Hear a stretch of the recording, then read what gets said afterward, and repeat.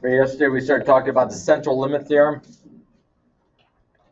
Now, when you talk about the central limit theorem is testing a set of means, the means of the means, as we talked about yesterday. So we have two different scenarios with respect to my z-score. Okay, when you're choosing one person or one object from a population.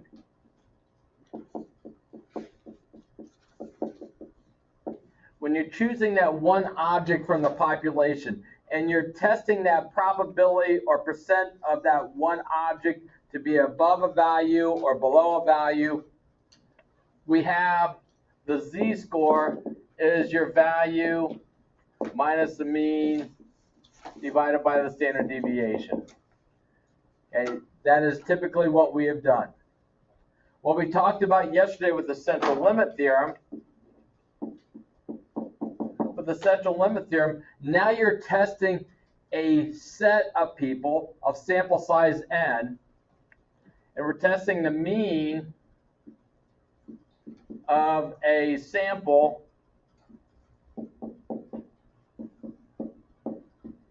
of size n, and we're looking at the probability or percent of that group of people and the mean of that group of people to be above or below or percentage of.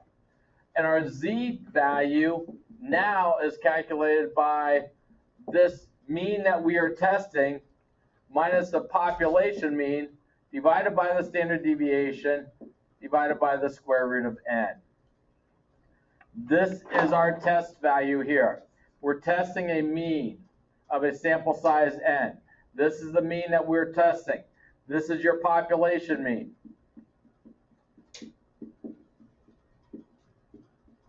This is your population mean. This is your population standard deviation. This is your sample size divided by, or this is the square root of your sample size. Once again, your calculator can handle this if you quantify both of these all at one time. If we take a look at problem 2.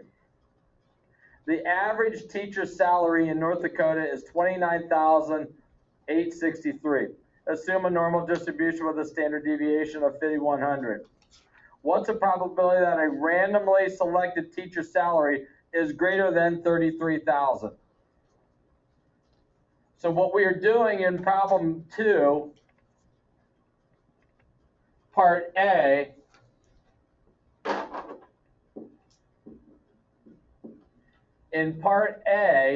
we are choosing one person,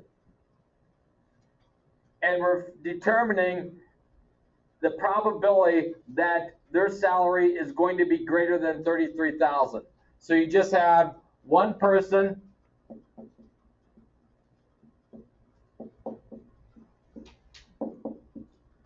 from the population, and we're testing to see if we're going to be greater than $33,000. Well, we have the mean is 29,863.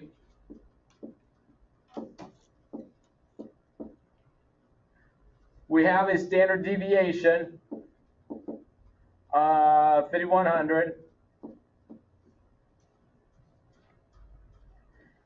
And we want to calculate the probability that we are going to be greater than this one person is going to be greater than the $33,000.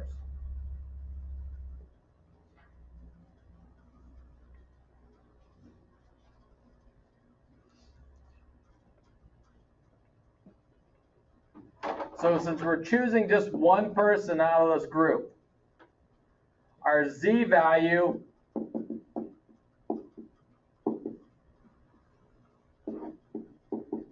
is value minus mean divided by standard deviation.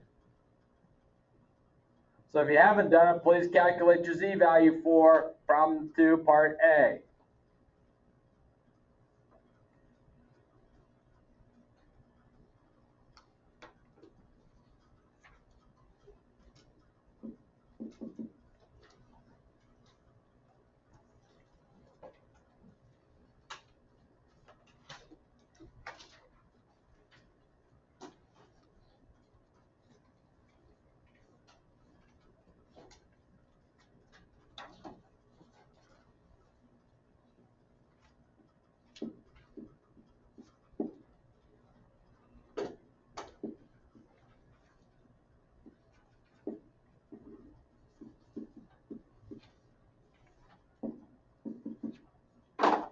Once you calculate your z-value, check that with somebody around you.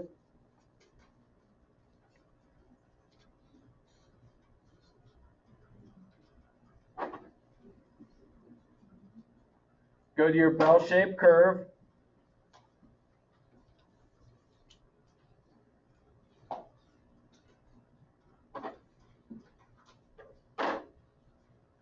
And what we're looking for is we're looking for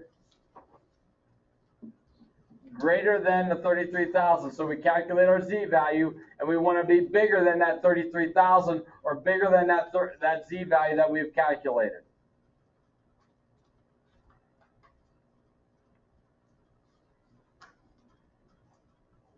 So find your value from your table and manipulate through, and what mathematical operations will you have to do to get values that are greater than that z-value.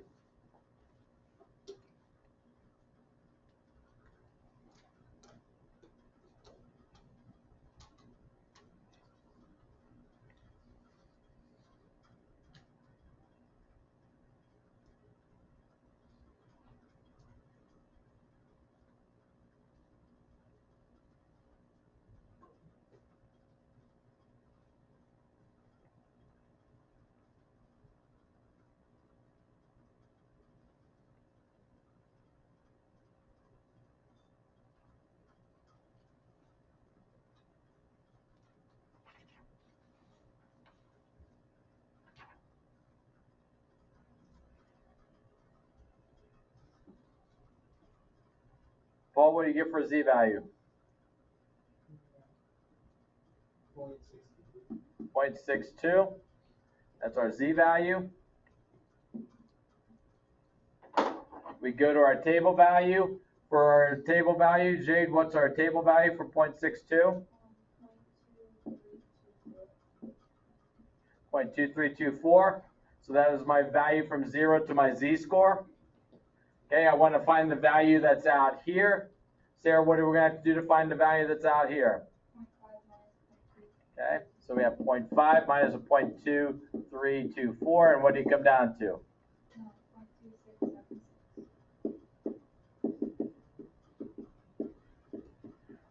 So there's a 26.76% chance that a person's salary, if chosen at random, is going to be greater than $33,000. Part B. In Part B,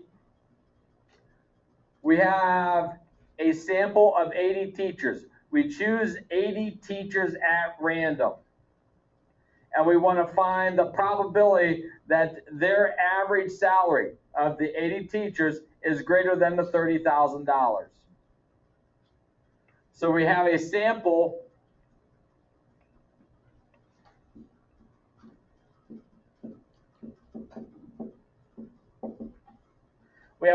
size of 80 teachers. And we want to see if their mean, what's the probability of their mean being greater than $30,000. So we're taking the average of 80 people. So what this turns into is a central limit theorem problem now, where we have our z is x bar minus mu divided by the standard deviation divided by the square root of n. And once again, this problem here is a problem that you really need to know your calculator. It's a KYC problem. Know your calculator. Value is 30,000 minus the mean, which is 29,863.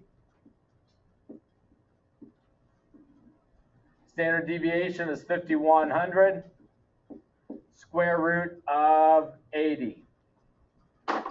Now, if you want to, you can quantify the top. You can quantify the bottom. You need to make sure that you close this parenthesis out there. So what you'll get is a double parenthesis at the end, or you have to make sure you pull out of your radical. Which I hate that feature of that calculator, because I always forget to pull out of the radical, or I forget to pull out of the exponent. The next thing I know, I have everything underneath my radical, or everything in the exponent. Takes a little practice.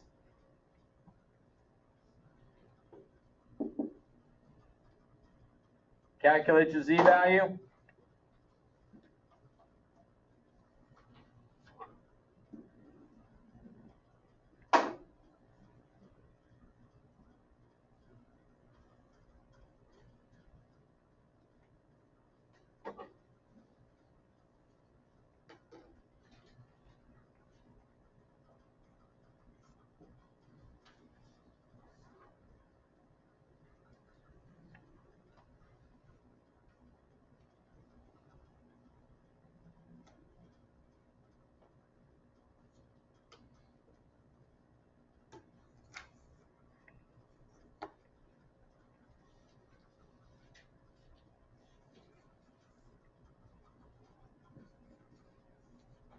Rachel, what do you get for your z-value? 0.24. So we're seeing what's the probability our z-value is greater than a 0.24. So we have 0.24 here. So once again, we are looking for this area here. We look at our table value for 0.24. What is our table value, Quentin? 0.0948. For 0.24? Yeah.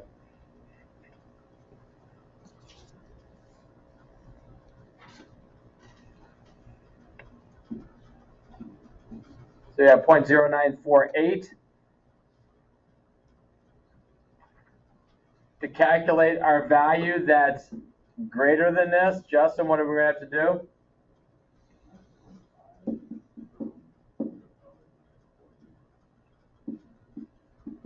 And what do you come down to?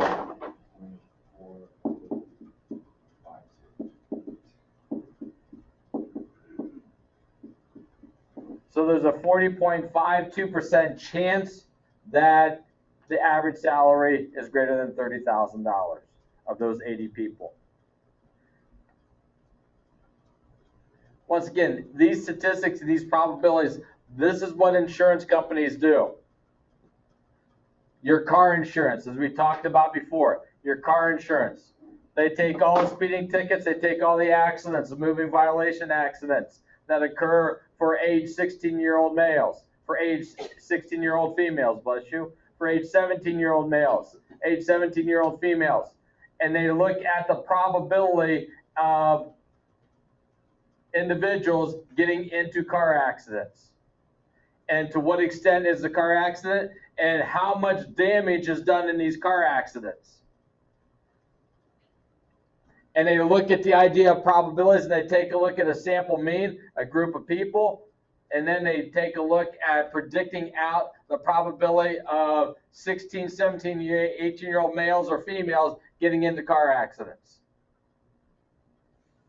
And the extent of the car accidents, what is the damage done to vehicles, or what is the damage done to an actual person, the extent of medical bills, the extent of property bills that occur for those accidents. And they take all that and they formulate your car insurance. Once again, it is all done by probability, it's all done by statistics and looking at a sample group of people, taking all that data values and then predicting out with this. Life insurance is done the same way. Okay, life insurance, medical insurance is done the same way. All is set by looking at probabilities and looking at the statistics. Any other questions you have on any of the other problems? Once again, you have to determine, am I talking about just one person or am I talking about a group of people? But as I talked about yesterday, if I just have one person,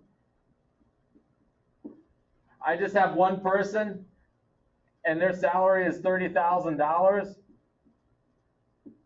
If their salary is $30,000, well, that's just one person. That's my mean of one person. my sample size, if I'm just choosing one person, I have the square root of 1, which means that goes away. So this will move itself into our value minus mean divided by standard deviation. Because our mean is also our value. Here's our population mean. Our standard deviation divided by a square root of 1. Square root of 1, when I divide by 1, it's going to be the exact same thing. So this here will reduce down to what we have with respect to calculating a z-value.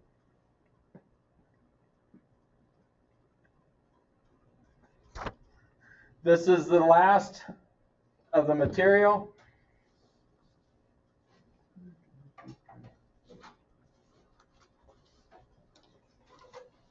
This is the last of the material for this chapter. We'll spend a couple days of just going through the material. We'll have an in-class assignment tomorrow.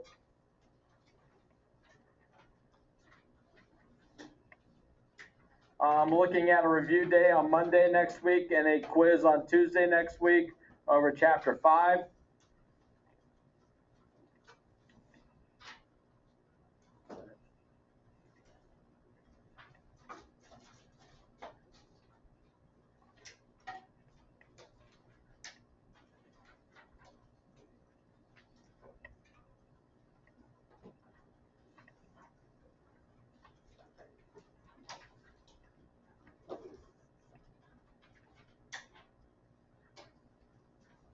Combination of all types of problems throughout this, and this is where when we work on each one of these groups, each one of these sets of problems individually, you feel fairly comfortable with it. When you start throwing them all together, now you have to try to decipher, well, which one of those types of problems that we've dealt with do I have here? And that tends to be a little bit more difficult for you. Okay, so you need to practice in regards to deciphering what type of problem I have and what I have to do and how do I approach it to be able to solve those problems. Okay, you have about 20 minutes here. The rest of the time is yours. Solutions have been provided for you. There's a set of solutions that are up here also.